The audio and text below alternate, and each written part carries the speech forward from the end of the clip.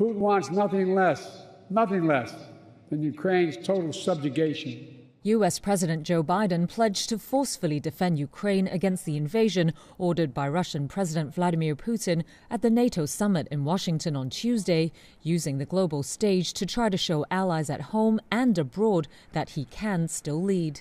Ukraine can and will stop Putin.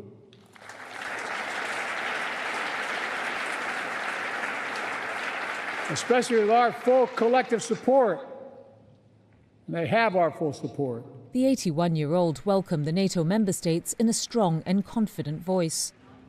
That's as Biden's faced 12 days of concerns and questions over his fitness for office and his ability to win the U.S. presidential election in November after a halting performance at a debate late last month. There have been calls from donors and within his own party to step aside in the race against Republican Donald Trump, but Biden has stood defiant. In his speech on Tuesday, the U.S. president continued his push to restore traditional global alliances, in contrast to former President Trump's America First approach. An overwhelming bipartisan majority of Americans understand that NATO makes us all safer. The fact that both Democratic and Republican parties are represented here today is a testament to that fact. The U.S. election could have a major impact on the future of NATO, Europe and the rest of the world. Trump has challenged the need to defend fellow NATO members and questioned the amount of aid given to Ukraine. At a separate event in Washington, Ukrainian President Volodymyr Zelensky voiced his concern for the alliance, which his country is trying to join. I hope that the United States will never go out from the NATO. Otherwise, the world will lose a lot of countries. Zelensky said he couldn't predict what Trump would do if elected, but stayed diplomatic. Biden and Trump are very different, but they are supportive democracy.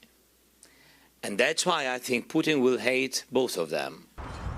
The centerpiece of the NATO gathering is said to be new commitments of military and humanitarian aid to Ukraine. Celebrating its 75th anniversary, the alliance has found new purpose in opposing Putin's Ukraine invasion, and the grinding war will likely dominate private talks between the summit's leaders. But the prospect of Trump's return is sure to weigh on their minds, and, according to diplomats from various countries, many had come with concerns about Biden's staying power.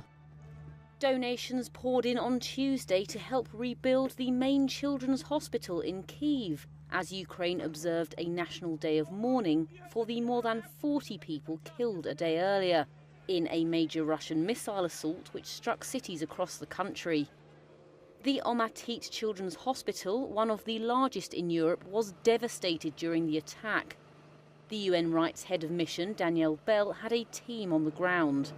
My team spent most of yesterday at the incident site, speaking with medical staff, parents of children, and residents that live in the area surrounding the hospital. Analysis of the video footage and assessment made at the incident site indicates a high likelihood that the children's hospital suffered a direct hit rather than receiving damages due to an intercepted weapon system. The Ukrainian Security Service also said the hospital was directly hit, releasing photos on Tuesday of what it said were fragments of the Russian missile that struck it. Moscow denies this, saying the hospital was struck by Ukrainian anti-missile fire without providing evidence.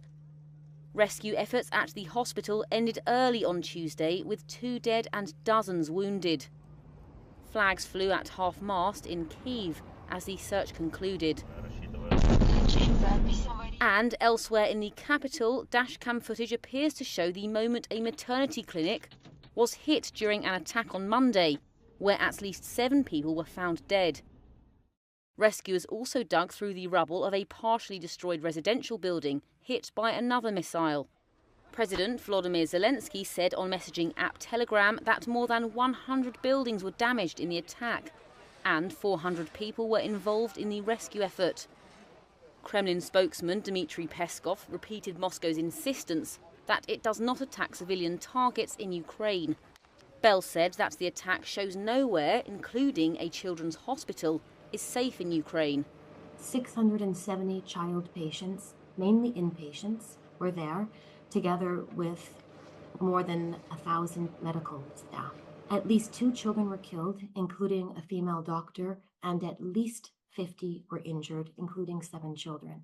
Staff had moved the children to a bunker yesterday morning when the air raid sirens first went off. Otherwise, the casualties would have been much higher. Big Ukrainian businesses rushed to announce donations for the hospital. And while there was no available figure, as of Tuesday, Reuters calculations put the amount raised from Ukraine's corporations at about $7.3 million.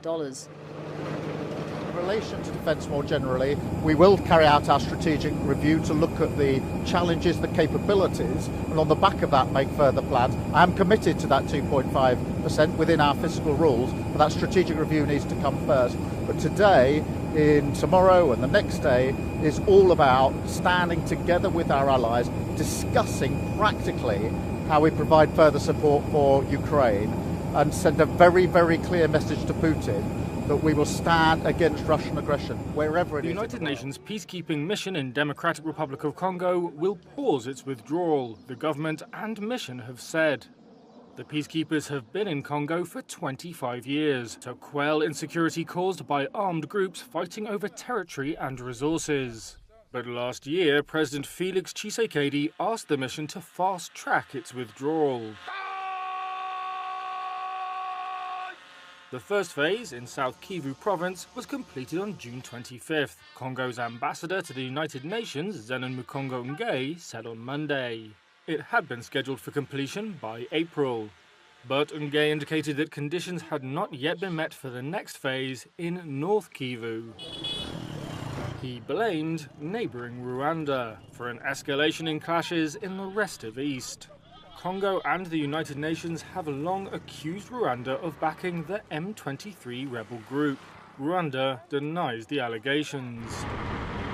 Bintu Keita, head of the UN peacekeeping mission, said there was no timeline for a withdrawal from the North Kivu or Ituri provinces, saying, "We see what comes next based on the reality on the ground." Sudan's Army Chief General Abdel Fattah al-Burhan received his first visit by a foreign leader on Tuesday since war broke out nearly 15 months ago. Ethiopian Prime Minister Abiy Ahmed has framed the visit as part of a push to bring stability to Sudan, where the army is fighting the paramilitary Rapid Support Forces. Abiy has previously been seen as closer to the RSF and hosted its leader Mohamed Hamdan Dagalo in Addis Ababa in December. He is also an ally of the United Arab Emirates, which the Sudanese army accuses of providing material support to the RSF.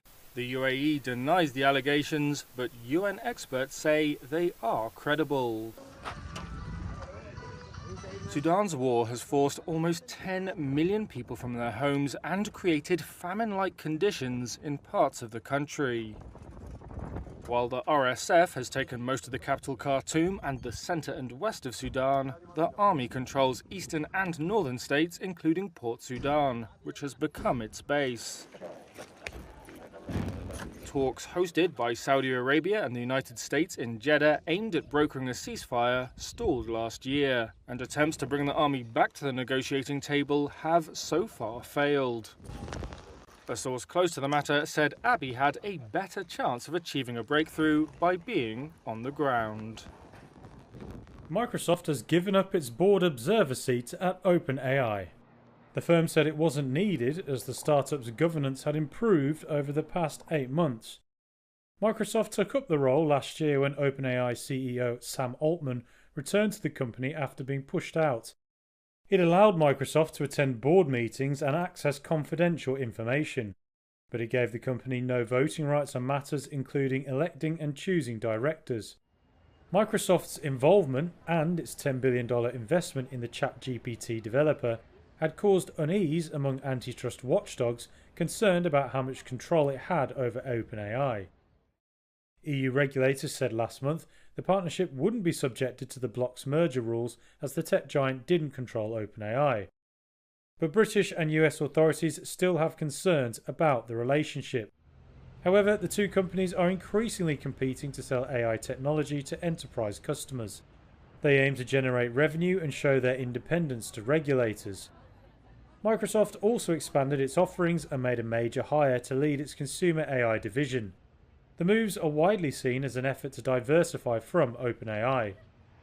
Microsoft rival Apple also announced last month it would bring ChatGPT to its devices. The Financial Times reported it would not take Microsoft's observer role on OpenAI's board after being widely expected to do so. Shein is trying to win friends ahead of a possible share sale. The fast fashion giant has pledged to invest in the UK and Europe. It's promising to put in about $271 million over 5 years. The move comes as Shein runs into opposition ahead of a possible share listing in London. It's faced criticism over labour standards in its supply chain. European politicians also accuse it of killing local firms by flooding the market with clothes at rock-bottom prices. Some say it's exploiting a tax exemption for low-cost parcels, a loophole the EU is now thinking about closing. The China-founded firm was valued at $66 billion in a fundraising round last year. It already sources some clothes in Turkey, but gets the vast majority from China. Speaking to Reuters, Chairman Donald Tang wouldn't say where in Europe it might now start sourcing goods. The firm said it would bring more European artists and designers into its incubator program as part of the new investment. Reuters sources say Shein filed papers last month for a potential London share sale later in the year. However, the Financial Times has since reported that the firm is keeping alive the possibility of a Hong Kong listing too.